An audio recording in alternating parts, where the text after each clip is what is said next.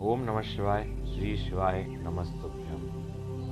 दोस्तों, अब तक हमने 1 और 2 अध्याय देख चुके हैं शिव महापुराण का, और ये मैं बहुत विस्तार से आप सबको बता रहा हूँ, क्योंकि भागवत कथा में इतनी विस्तार से पंडित लोग नहीं बताते हैं। आपने अगर शिव महापुराण एक एक करके और बिल्कुल विस्तार से अगर सुन ली तो आपका भगवान भोलेनाथ उद्धार कर देंगे। भगवान भोलेनाथ महादेव आपकी सारी इच्छाएं पूरी कर देंगे, आपका जीवन तर हो जाएगा, क्योंकि ये शिव महापुराण बहुत बड़ी महाकाल की शिव महापुराण है। आप सुने, मैं आपको बहुत विस्तार से सुना रहा हूँ। अभी तक हमने 1 और 2 अध्याय देखे थे, अब हम तीसरे अध्याय की ओर चलते हैं। इससे पहले आप मेरे चैनल को लाइक करें, सब्सक्राइब करें और शेयर करें। शेयर करेंगे तो सभी को शिव महापुराण का लाभ मिलेगा। यूट्यूब पे ऐसी शिव महापुराण नहीं है, आप सर्च कर लेना, पर मेरी शिव महापुराण एक एक विस्तार से समझा रहा हूँ मैं इसमें। तो तीसरा अध्याय है बिंदुंग ब्राह्मण की कथा। श्री सूत जी बोले, सौनक सुनो, मैं तुम्हारे सामने एक अन्य गोपनीय कथा का वर्णन करूंगा, क्योंकि तुम शिव भक्तों में अग्रण्य व देवताओं में श्रेष्ठ हो। समुद्र के निकटवर्ती प्रदेश में वास्कल नामक गांव है, जहाँ वैदिक धर्म से विमुख महापापी मनुष्य रहते हैं। वे सभी दुष्ट हैं एवं उनका मन दूषित विषय भोगों में ही लगा रहता है। वे देवताओं एवं भाग्य पर विश्वास नहीं करते हैं। वे सभी कुटिल वृषि वाले हैं, किसानी करते हैं और विभिन्न प्रकार के अस्त्र शस्त्र रखते हैं। वे व्याभिचारी हैं। वे इस बात से पूर्णतः अनजान हैं कि ज्ञान, वैराग्य तथा सधर्म की मनुष्य के लिए परम पुरुषार्थ हैं। वे सभी पशु बुद्धि हैं। अन्य समुदाय के लोग भी उन्हीं की तरह बुरे विचार रखने वाले धर्म से विमुख हैं। वे नित्य कुकर्म में लगे रहते हैं एवं सदा विषय भोगी में डूबे रहते हैं। यहाँ की स्त्रियां भी बुरे स्वभाव की होती हैं, स्वेच्छारिणी, पाप में डूबी, कुटिल सोच वाली और व्याभिचारिणी होती हैं। वे सभी सद्व्यवहार तथा सदाचार से सर्वथा शून्य हैं। वहाँ सिर्फ दुष्टों का निवास है। वास्कल नामक गांव में बिंदु नाम का एक ब्राह्मण रहता था।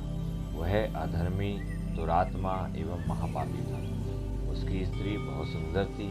उसका नाम चंचुला था। वह सदा उत्तम धर्म का पालन करती थी, परंतु बिंदु वैश्यागामी था। इस तरह कुकर्म करते हुए बहुत समय व्यतीत हो गया।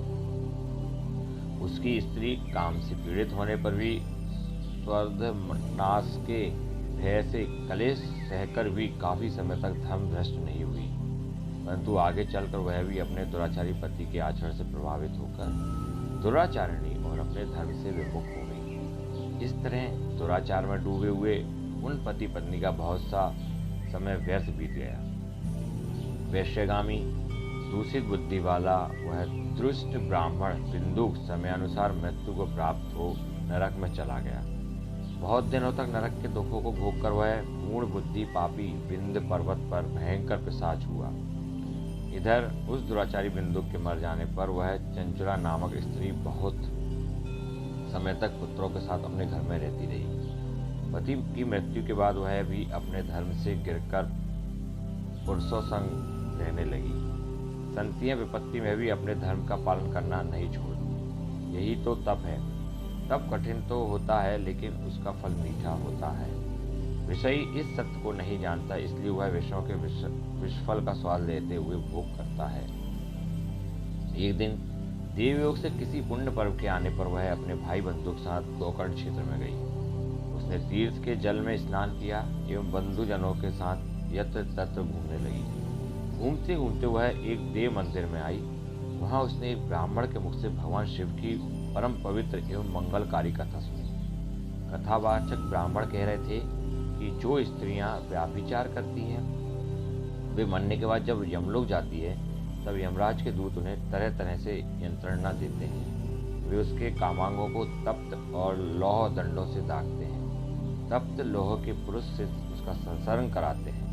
ये सारे दंड इतनी वेदना देने वाले होते हैं कि जीव पुकार पुकार कर कहता है कि अब वह ऐसा नहीं करेगा, लेकिन यमदूत उसे छोड़ते नहीं है। कर्मों का फल तो सभी को भोगना पड़ता है। देव ऋषि मनुष्य सभी इससे बंधे हुए हैं। ब्राह्मण के मुख से यह वैराग्य बढ़ाने वाली कथा सुनकर चंचला भय से व्याकुल हो गई। कथा समाप्त होने पर सभी लोग वहां से चले गए। तब कथा वाँचने वाले ब्राह्मण देवता से चंचला ने कहा, हे ब्राह्मण, धर्म को न जानने के कारण मेरे द्वारा बहुत बड़ा दुराचार हुआ है। स्वामी, मेरे ऊपर कृपा कर मेरा उद्धार कीजिए। आपके प्रवचन को सुनकर मुझे इस संसार से वैराग्य हो गया है। मुझ मूढ़ चित्त वाली पापिनी को धिक्कार है। मैं निंदा के योग्य हूँ। मैं बुरे विषयों में फंसकर अपने धर्म से विमुख हो गई थी। कौन मुझे जैसी कुमार्ग में मन लगाने वाली पापिनी का साथ देगा? जब यमदूत मेरे गले में फंदा डालकर मुझे बांधकर ले जाएंगे और नरक में मेरे शरीर के टुकड़े करेंगे, तब मैं कैसे उन महायातनाओं को सहन कर पाऊंगी? मैं सब प्रकार से नष्ट हो गई हूँ, क्योंकि अभी तक मैं हर तरह से पाप में डूबी रही हूँ। हे ब्राह्मण, आप मेरे गुरु हैं, आप ही मेरे माता पिता हैं। मैं आपकी शरण में आई हूँ। मुझे अबला का अब आप ही उद्धार कीजिए। मुझ अबला का अब आप ही उद्धार कीजिए। सूची कहते हैं, शौनक इस प्रकार विलाप करती हुई चंचला ब्राह्मण देवता के चरणों में गिर पड़ी। तब ब्राह्मण ने उसे कृपा पूर्वक उठाया।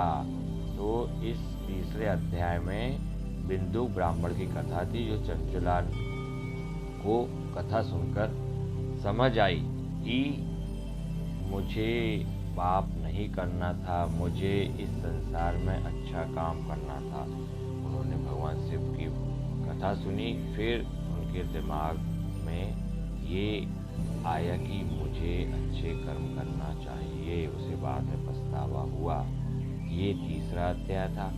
अब हम कल आपको बताएंगे चौथे अध्याय के बारे में। श्री शिवाय नमस्तुभ्यम। ओम नमः शिवाय।